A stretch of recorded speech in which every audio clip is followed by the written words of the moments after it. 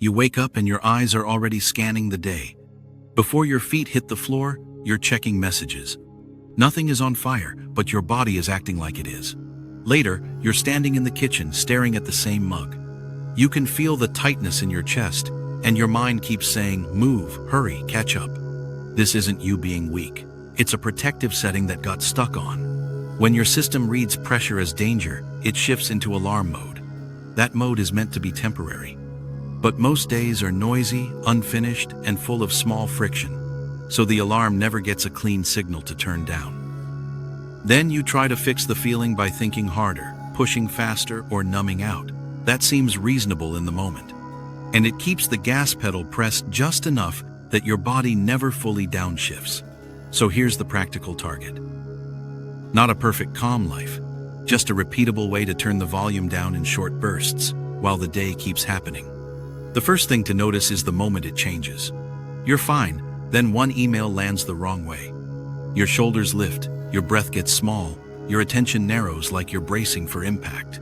That shift is the start of the loop. And if you only respond when it's already a 9 out of 10, you'll need a dramatic reset. Most days don't give you that. Maya is the kind of person who handles a lot. Work messages start early, family logistics stack on top. By noon she's fine, but sharp. She doesn't feel panicked. She feels rushed in her bones. At night she tells herself she'll finally relax. But her rest is loud. A show is on, her phone is in her hand, and her mind is still sprinting. Here's a simple 3-step ritual that fits inside real life. It's not about convincing yourself you're safe.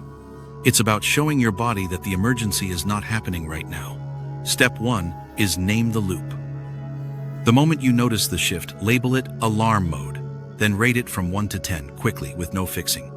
That number isn't a diagnosis, it's just a way to catch the slide early. Step 2 is cut the thread. Do 6 slow breaths where the exhale is longer than the inhale, not deep, not heroic. Just a longer out-breath, like you're cooling soup. As the exhale goes, drop your shoulders a ½ inch. Step 3 is reset on repeat. Pick one small next action and do it for 2 minutes. 2 minutes answers the body's question. Can we move without sprinting? After 2 minutes, check the number again. Then either repeat or continue. This works because alarm mode isn't mainly a thought problem. It shows up as a body pattern first, a tight face, a clenched jaw, shallow breathing, fast hands, a slight lean forward like you're chasing something. So if you argue with the feeling in your head, your body stays in the same posture, and the alarm stays believable.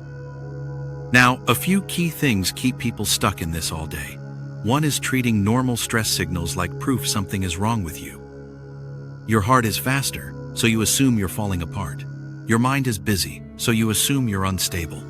That interpretation adds a second layer of threat on top of the original stress. Another is constant input. Podcasts, news, social media, even relaxing videos. It fills the silence, but it also keeps your attention in a scanning mode. And scanning is what you do when you're looking for danger. A sensitive smoke alarm keeps chirping, not because the house is burning, but because the system never gets quiet. Another is breathing in a rushed way without noticing. Not a full panic breath, just small, fast, upper chest breathing while you answer messages, drive, or cook. That pattern tells your body, "We're late." Then your mind follows with thoughts that match the body: pressure, urgency, impatience. And another is letting one tense moment become the whole day. A sharp comment, traffic, a late meeting. You move through the rest of the day with that same posture and speed. There's no downshift, so the system never gets the signal that the moment ended. Maya notices this in the afternoon. She has one awkward meeting. Afterward, she keeps moving like the meeting is still happening. She answers messages fast, eats fast, talks fast. By the time she's home, she's irritated at everything that adds one more second. This is where calm gets misunderstood. People treat calm like a mood that should arrive. But calm, in real life, is often just a set of small actions you repeat, like turning a volume knob down a few clicks, many times, instead of trying to shut the whole stereo off. Now the 3 cognitive micro-tools. These are small, specific moves you can use midday without disappearing to a quiet room. The first is the label and lower move. When thoughts start racing, say alarm mode in your head. Then lower your shoulders and do one long exhale. One exhale is enough to change the pattern. It won't fix your schedule. It stops the body from acting like the schedule is a predator. The second is feet and 3. When you feel snappy or you hear your voice get tight, pause mid-sentence. Press your feet into the floor. Then look at 3 objects and name them silently. Lamp, door, cup. This pulls your attention out of the threat tunnel. It's a fast way to tell your system, we're here, not in the story. The third is face down and 2 minutes. When you want to escape into your phone, put it face down. Then do 2 minutes of one tiny task. Not the whole task. Just 2 minutes. Reply to one email, load the dishwasher, put one thing away, open the document, and write one sentence. This breaks the loop where relief comes from avoidance, which then keeps the alarm running. These work best when you use them early. At a 3 out of 10. At a 4 out of 10. Because at that level, your system can still shift with a small signal. When you wait for the 9 out of 10, you'll try to solve it with something extreme, a long break you can't take, a perfect routine you can't keep, or collapsing at the end of the day and calling that recovery. A quieter kind of recovery is smaller and more frequent. 2 minutes here, 6 long exhales there. A brief downshift after a tense moment, so it doesn't become your personality for the next 6 hours. A few common mistakes keep this from working. One is trying to calm down by arguing with your feelings. You tell yourself you shouldn't be stressed. You list reasons you're fine. Meanwhile, your jaw is locked and your breath is tiny. The body wins that argument every time. Another is treating the reset like a performance. If the breaths aren't perfect, you stop. If you still feel tense, you assume it failed. But the point is not to feel instantly peaceful. The point is to stop adding fuel. And the third is using quick relief that spikes you later. Too much caffeine to power through, sugar to push fatigue away, scrolling to escape the pressure. It can feel like turning off the alarm. Often it's just turning it down for a minute, while keeping the system activated underneath. So here's what it can look like in a normal day. You're in traffic and you feel that hot impatience rise. Name the loop. Alarm mode. 6 out of 10. Cut the thread.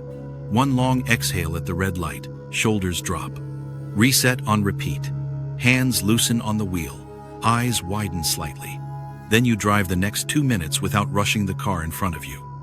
You open your email and you feel the tight pause before clicking. Name the loop. 4 out of 10. Cut the thread.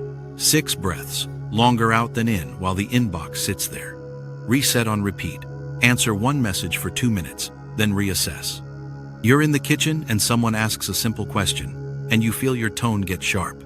Feet and 3. Press down, find 3 objects, let the eyes land. Then speak again with the same words, but without the extra edge. Maya starts doing this in small places, not when she's already unraveling. When she notices her shoulders creeping up at her desk. When she feels the urge to speed walk through the hallway. When she reaches for her phone without knowing why. The first change isn't that her life gets quiet. The first change is that her day stops becoming one long, unbroken stress posture. She gets little exits, and those exits keep the alarm from becoming the default setting. There's also a strange mix that traps people, exhaustion plus urgency. You feel tired, so you speed up. You feel behind, so you tighten. You try to outrun the fatigue. That makes your body read even more danger.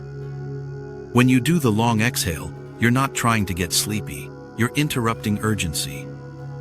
When you do 2 minutes of a tiny task, you're not trying to win the day. You're proving you can move without whipping yourself forward. And when you do these downshifts often, you stop needing the collapse at night. You can still be tired. But tired starts to feel like tired, not like an emergency. If you want one simple way to remember it, keep it close to what you can actually notice. Shoulders up means alarm mode. Fast, shallow breath means alarm mode. Scrolling without choosing means alarm mode. Snapping on a normal question means alarm mode. Then the response stays small. Label and lower, feet in 3, face down in 2 minutes. Over time, the smoke alarm becomes less sensitive. Not because life stops making toast. Because you stop treating every beep like a house fire. Maya still has busy weeks. She still gets tense moments. But now the tense moments end. They don't leak into the next hour as easily. Alarm mode feels like reality when you're inside it. Downshifting is how you prove it isn't. And most of that proof is physical, not verbal. The day doesn't ask for perfect calm. It asks what state you're operating from. And you can usually change that state in under 5 minutes. Some days you'll catch it early, some days you'll catch it late. Either way, the loop is the same and the exit is the same. Alarm mode is not your personality. It's a setting that stays on when it never gets a signal to turn down. Small downshifts are that signal.